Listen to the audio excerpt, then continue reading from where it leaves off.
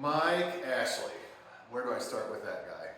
He's just one of the sweetest men I've ever known. He is so generous and kind. Mentor, pastor, retired Air Force chaplain, pharmacist. Mike Ashley to me is, he's a pillar of the parish. I've been coming to Grace Church for a little over 26 years now, and Mike Ashley has been here longer than I have. Master woodworker, guitar builder. Dulce, I mean, when should I stop? I mean,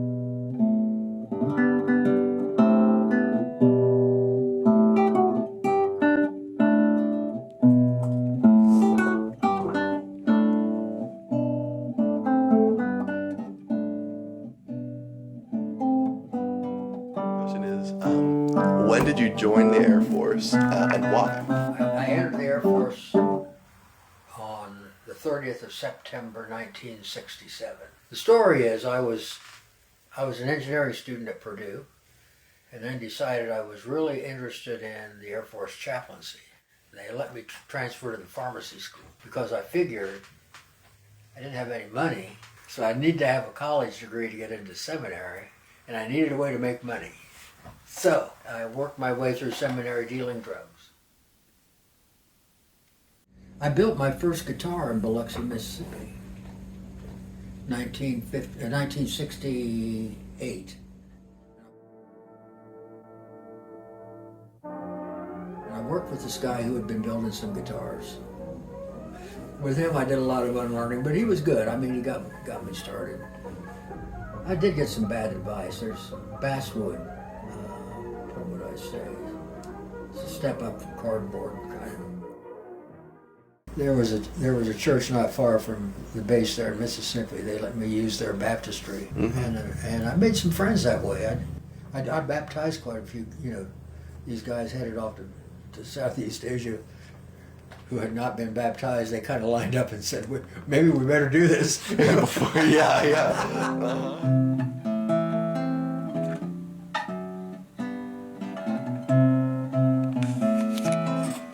See, I can't do a bar chord anymore, so these two joints are bad.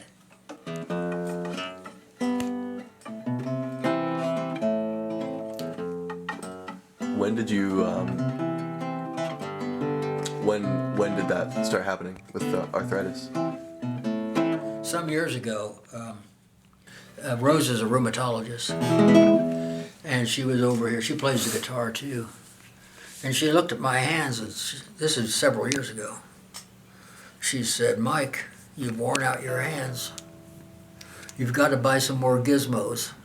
She said, because I did I planed and did all this stuff by hand. And so I bought some more gizmos. But yeah, it's just wear and tear.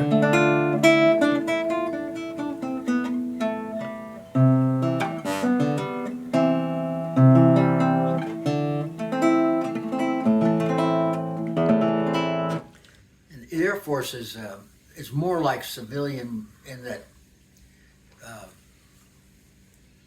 our warriors get an aircraft and go. We didn't lose an aircraft to the enemy, but we had a C-130, and the navigator was a friend of mine. In fact, we had breakfast that day, and he was a faithful Lutheran, and so they were in my service. Your wife and several kids, I think 4 or 5 boys. He made a navigational error on the way back from Taipei and ran that C-130 into a mountain.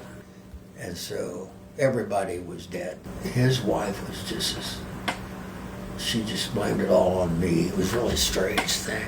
You know. Well, he was Mary's own darling. He was God's chosen son. Once he was fair, and once he was young, and Mary, she rocked him, her little darling to sleep. Did we leave him to die like a tramp on the street? Good question, huh?